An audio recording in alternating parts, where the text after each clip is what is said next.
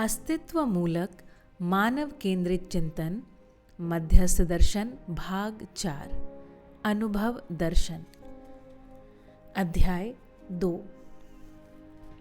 असंग्रह स्नेह विद्या सरलता सहजता अभय ही क्लेश से मुक्ति और हर्ष के लक्षण हैं।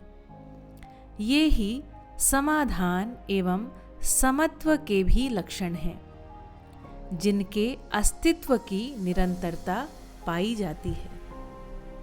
ब्रह्म ज्ञान का अप्रचलन, इसकी अप्रचुरता तथा अप्रतिष्ठा नहीं है।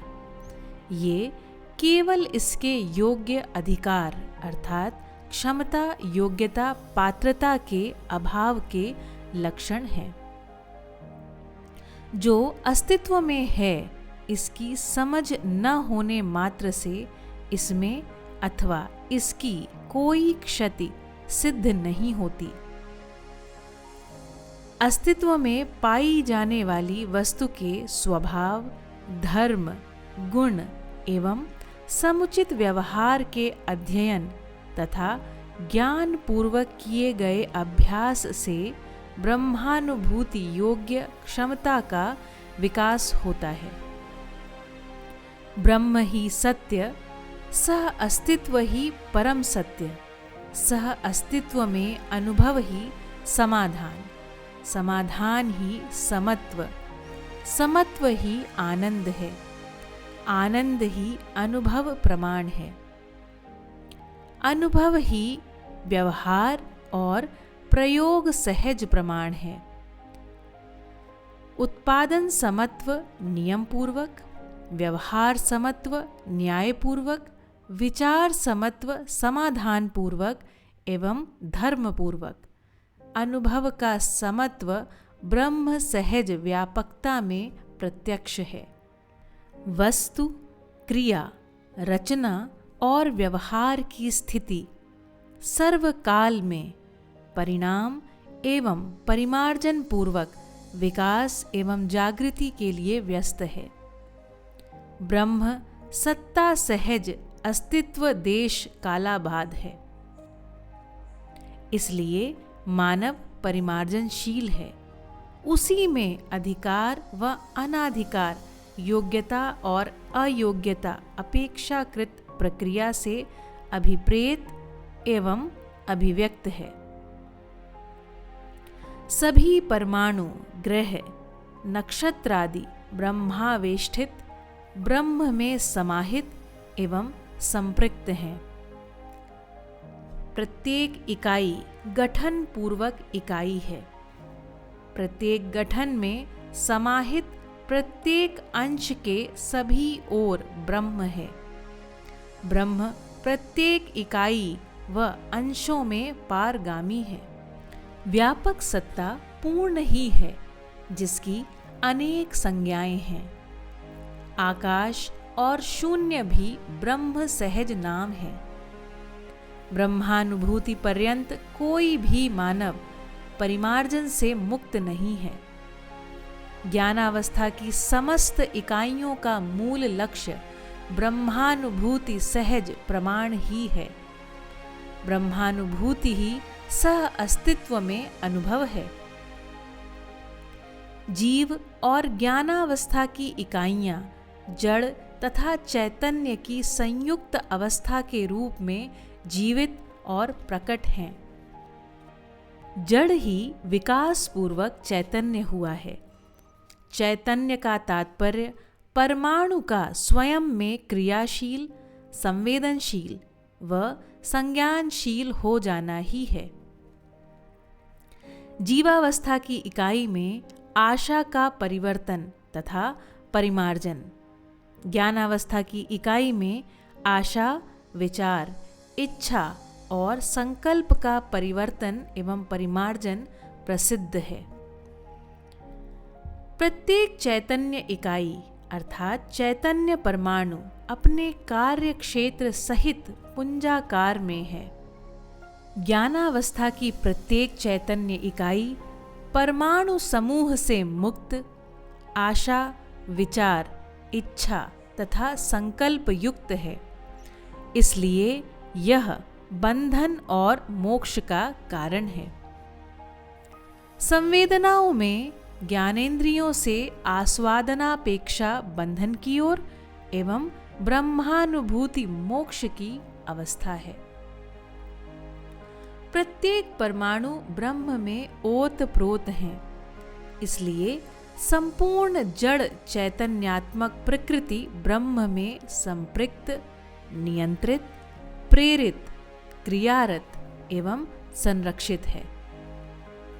यही कारण है कि मानव अनवरत ब्रह्मानुभूति योग्य अहर्ता के लिए अभ्युदयशील है। आत्मा में ब्रह्मानुभूति, बुद्धि में आत्मानुभूति, चित्त में बुद्धि सहज अनुभूति, वृत्ति में चित्तानुभूति तथा मन में वृत्ति सहज अनुभूति की क्षमता होने तक जागृति क्रम है। यह अनुभव समुच्चय है जो समत्व या सहज समाधि है। ब्रह्म प्राप्ति, अप्राप्ति व अभाव के आरोप से मुक्त और नित्य वर्तमान है। प्रत्येक मानव इकाई में प्राप्ति अप्राप्ति के अपेक्षाकृत विविधता प्रकट है, जो समाधान नहीं है। ब्रह्मानुभूति अर्थात सह अस्तित्वानुभूति ही पूर्ण समाधान है। जड़ चैतन्य का आधार ब्रह्म ही है। आधार का तात्पर्य निरंतर ब्रह्म में नित्य अविभाज्य होने से है। इंद्रियों द्वारा संपन्न पंच क्रियाकलाप भी चैतन्य के ही हैं। चैतन्य के अभाव में इंद्रिय व्यापार नहीं है। ज्ञानात्मा के समस्त क्रियाकलापों का उद्देश्य केवल क्लेशों से मुक्ति पाना ही है। समस्याएं ही क्लेश हैं। जीवात्मा के क्रियाकलाप केवल विषय भोग तक ही सीमित हैं। जीवावस्था की चैतन्य इकाई जीवात्मा है। संग्रह, द्वेष, अविद्या, अभिमान एवं भय ही समस्याओं के प्रधान कारण हैं। ये सब भ्रम हैं जिनका कोई अस्तित्व नहीं है। असंग्रह, स्नेह, विद्या, सरलता, सहजता, अभय ही क्लेश से मुक्ति और हर्ष के लक्षण हैं।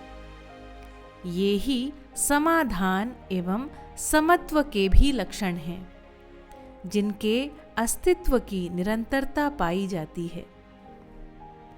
तीव्र तापवश मरीचिका का, भूमि की अपारदर्शकतावश अंधकार का तथा देहात्मवादी कल्पनावश मृत्यु का भ्रम जैसा भासता है, वैसा ही भ्रमवश क्लेश होता है। देहात्मवाद का तात्पर्य शरीर को जीवन मान लेने से है। यही भ्रम है। निर्भ्रमता के योग्य क्षमता की अपूर्णता ही भ्रम है। भ्रम का निवारण मात्र अनुभव समुच्चय से ही है। अनुभव समुच्चय मानवीयताधिकार पूर्वक अति मानवीयताधिकारों की संपन्नता से है। अति मानवीयताधिकार का स्रोत मानव इकाई की अपनी शक्ति की अंतर्नियोजन अर्थात स्वनिरीक्षण प्रक्रिया है। क्लेश ही दास्यता है। यह अजागृति का प्रतीक है। उससे मुक्ति ही स्वतंत्रता का लक्षण है। दास्यता से मुक्ति हेतु ही आप्त पुरुषों के विधिवत उपदेश हैं, जो जीवन के कार्यक्रम एवं व्यवस्था के प्रेरणा स्रोत हैं। दास्यता किसी की भी ऐच्छिक प्राप्ति अथवा इष्ट नहीं है। उपदेश का तात्पर्य उपाय पूर्वक ब्रह्म मुक्त होने का सूत्र व व्याख्या से है। स्वकर्म परिपाक, संस्कार, अध्ययन एवं वातावरण ही स्वतंत्रता और स्वतंत्रता के कारण है। इन तीनों कारणों की व्यवस्था निर्भ्रम स्थिति के लिए नियोजित होने योग्य प्रक्रिया के विश्लेषण के संदर्भ में मानव व्यवहार दर्शन में की जा चुकी है। भोगों की सीमा में सुख भासता है, जिसकी निरंतरता नहीं है, यह प्रसिद्ध है। ज्ञानावस्था की प्रत्येक इकाई आनंदानुभूति तथा उसकी निरंतरता की ही इच्छुक है। बहुसंख्यक मानव विषय भोग की सीमा में ही इसे पाना चाहते हैं, परिणामतः क्लेश है। ज्ञानावस्था की इकाइयों में क्रियाकलाप से आस्वादन एवं अनुभूति ही परिलक्षित होती है। आस्वादन में सुख, शांति, संतोष तथा आनंद मात्र भासता है, उसकी निरंतरता नहीं है। अनुभूति केवल ब्रह्म में है, ब्रह्म ही सत्य है। नियम, न्याय, धर्म एवं सत्य सहज ही अनुभव है। संपूर्ण व्यवहार एवं क्रिया का नियंत्रण सत्य में है। इसलिए जड़ प्रकृति की सत्यता का ज्ञान, चैतन्य का बोध एवं व्यापक सत्ता में अनुभव स्वयं सिद्ध है। जड़ प्रकृति की वस्तु स्थिति, रासायनिक प्रक्रिया एवं भौतिक संरचना के ज्ञान से ज्ञानावस्था की जागृत इकाइयां नियंत्रण पूर्वक उसका उपयोग, सदुपयोग एवं पोषण करती हैं। मानव का बोध पूर्ण होने पर स्वमूल्यांकन पूर्वक मानवीयतापूर्ण सामाजिकता सुलभ हो जाती है। फलस्वरूप देव एवं दिव्य मानवीयता के प्रति जिज्ञासा एवं लक्ष्य स्फुरित होता है। उसकी पूर्ति हेतु प्रयास भी प्रत्यक्ष है। चैतन्य इकाई अर्थात चैतन्य परमाणु में मन, वृत्ति, चित्त, बुद्धि एवं आत्मा अविभाज्य वर्तमान है, जिसके अध्ययन के बिना सत्यता प्रमाणित होना संभव नहीं है। मन में 32 प्रकार के आस्वादन, वृत्ति में 18 प्रकार के तुलन, चित्त में 8 प्रकार के चित्रण, बुद्धि में 2 प्रकार के बोध एवं आत्मा में मात्र अनुभूति, अनुभव योग्य क्षमता क्रिया का विश्लेषण मानव व्यवहार दर्शन में किया गया है। ब्रह्मानुभूति ही आनंद की निरंतरता है। जागृत मनुष्य में जड़ संपत्ति, भौतिक समृद्धि, परस्पर मानवीयतापूर्ण व्यवहार के साथ ही समाधान एवं उसकी निरंतरता है, जिसकी उत्कट अभिलाषा भी प्रसिद्ध है। आस्वादन एवं अभिभूति का अवसर मात्र ज्ञानावस्था की इकाई को ही प्राप्त है। प्रकृति की स्थिति, संकेत ग्रहण तथा व्यापकता में अनुमान अनुभव की क्षमता ही ज्ञानावस्था को प्रधान अवसर एवं उपलब्धि के रूप में प्राप्त गरिमा है। ज्ञान आत्मा ही वांछित परिमार्जन से देव तथा दिव्य आत्मा का पद पाती है, न कि जीवात्मा। दिव्यात्मा का पद ही मोक्ष पद है। यही जागृति का चरमोत्कर्ष है। दया, कृपा, करुणा ही दिव्य आत्मा का स्वभाव, ब्रह्मानुभूत प्रवृत्ति तथा दृष्टि केवल सत्य है। शारीरिक व्यामोह की सीमा तक ज्ञान आत्मा भी जीवात्मा के सदृश दुख, शोक आदि कार्पण्य दोष अर्थात क्लेश परिपाकात्मक प्रवृत्ति से पीड़ित, भ्रमित है, जो केवल न्याय, धर्म, सत्यानुभूति योग्य क्षमता का अभाव ही है। आत्मा स्वभाव से अनुभवरत, बुद्धि विशेषज्ञ, चित्त चित्रणवेत्ता, वृत्ति विचारवेत्ता एवं मन स्वभाव से रसज्ञ है। यह सब जागृति पूर्वक ही अनुभूति से संपन्न होते हैं।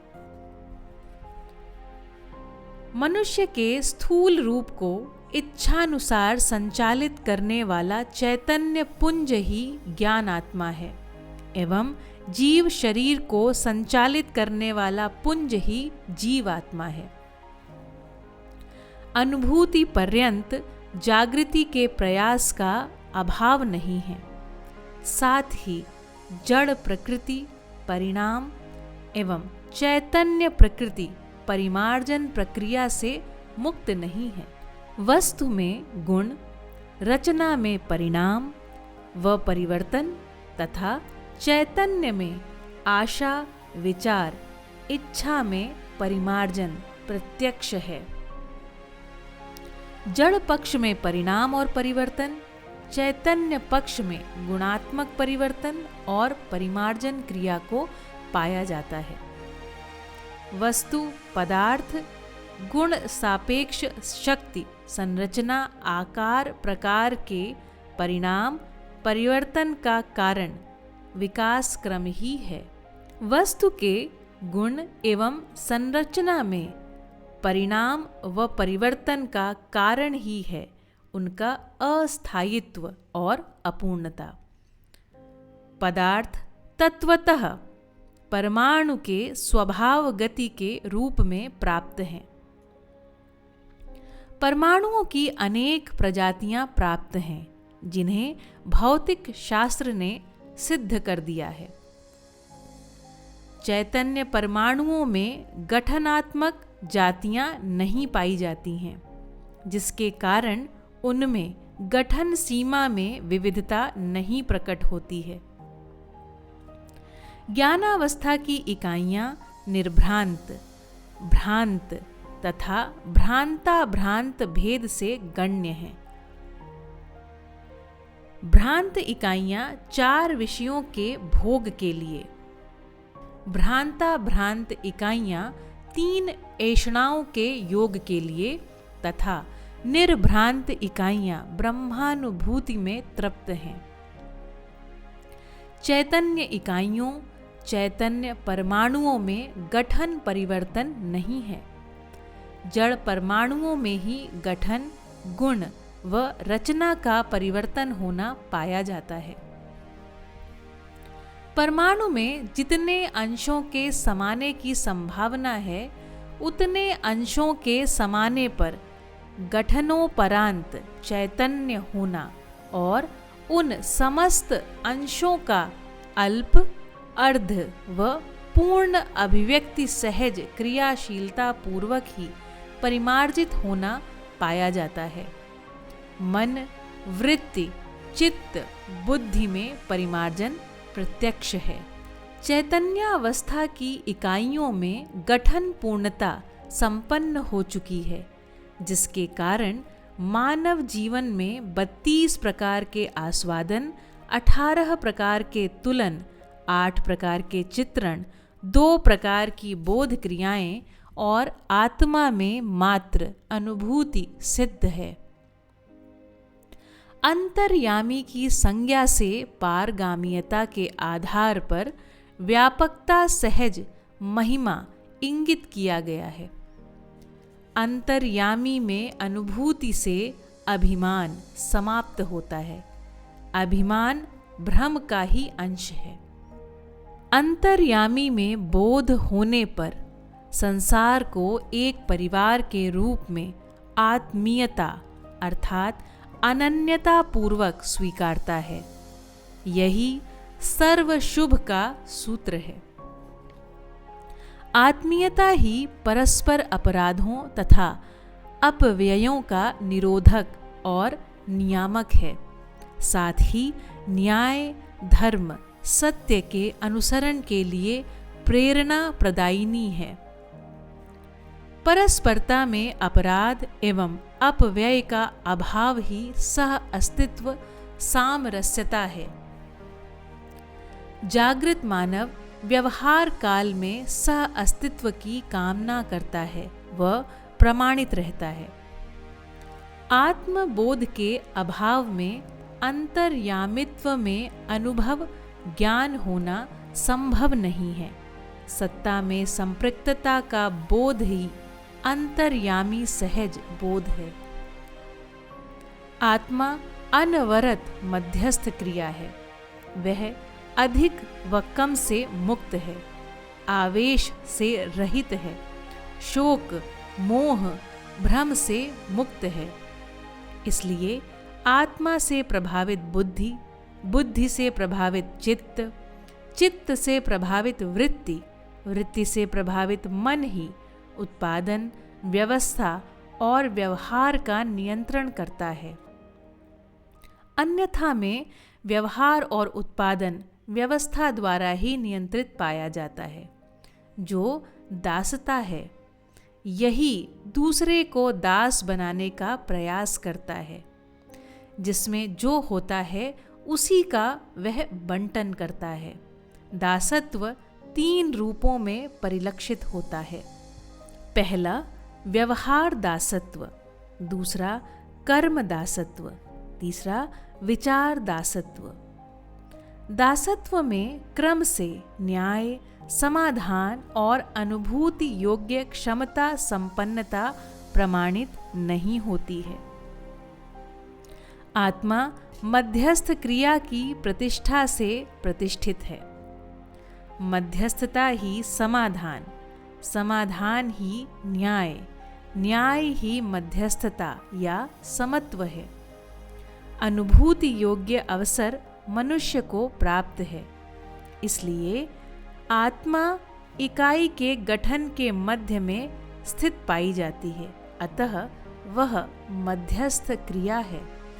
अन्य चारों स्तरीय अंश अंतरांतर परिवेश में आत्मा के सभी ओर भ्रमणशील हैं, इसलिए सम एवं विषम क्रियाएं हैं।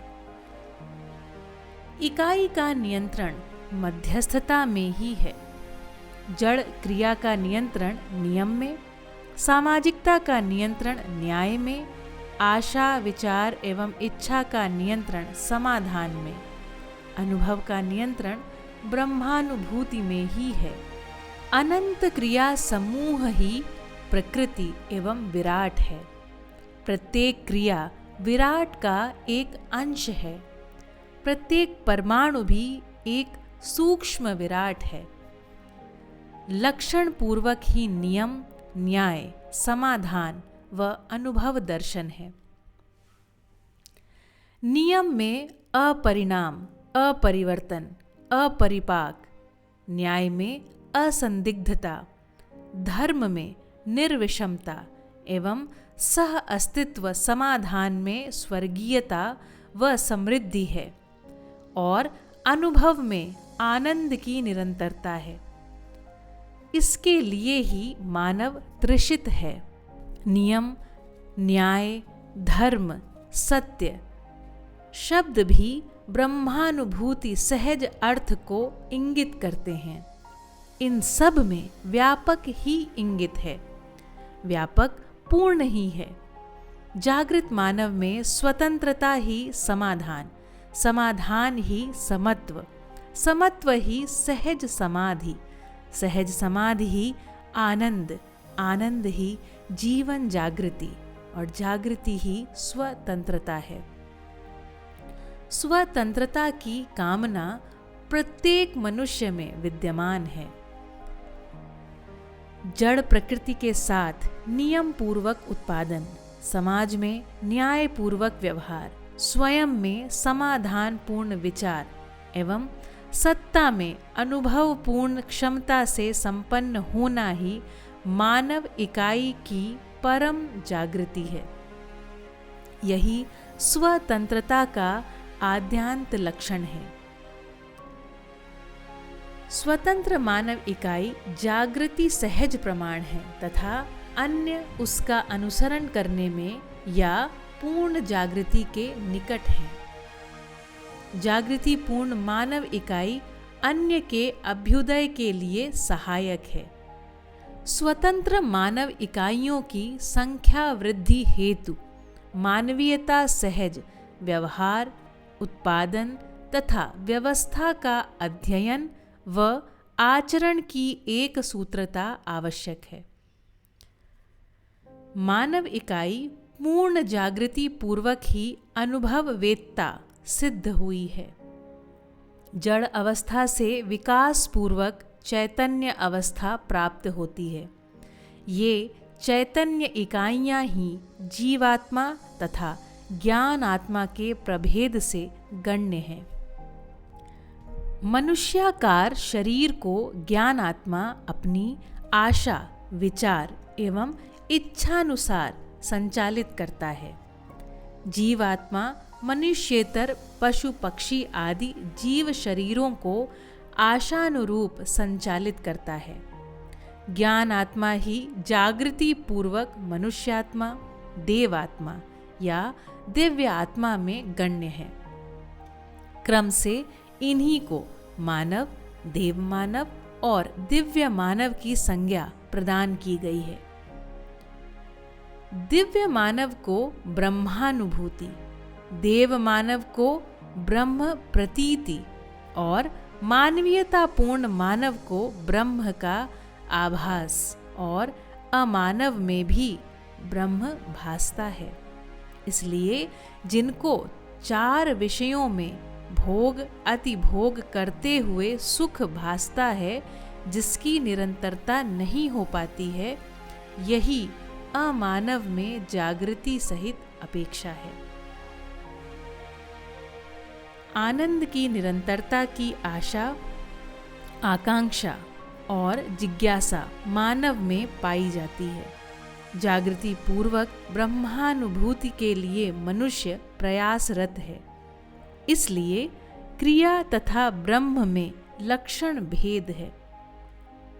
क्रिया अनंत संख्या में अनेक अवस्थाओं सहित स्थूल, सूक्ष्म और कारण भेद से प्रत्यक्ष है। ब्रह्म अखंड, पूर्ण, व्यापक है। जड़ अर्थात स्थूल क्रिया का परिणाम, परिवर्तन, परिपाक प्रत्यक्ष है। चैतन्य क्रिया में आशा, विचार, इच्छा और संकल्प सक्रियता और उसका परिमार्जन विकल्प भी प्रसिद्ध है।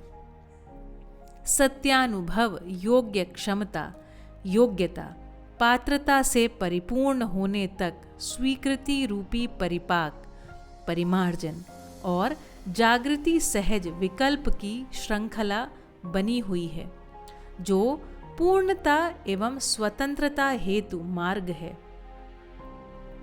सत्यानुभव आत्मा में, बोध बुद्धि में, प्रतीति चित्त में, आभास वृत्ति में एवं भास मन में होता है। अनुभव क्षमता की आंशिकता में बोध, बोध की आंशिकता में प्रतीति, प्रतीति की आंशिकता में आभास एवं आभास की आंशिकता में भास क्षमता प्रसिद्ध है, जो साक्ष्य में प्रत्यक्ष होने वाली संज्ञानीय क्रियाएं हैं। यही ज्ञानावस्था सहज महिमा है। 5 संवेदन क्रियाओं द्वारा आस्वादन एवं स्वागत क्रिया की अभिव्यक्ति होती है।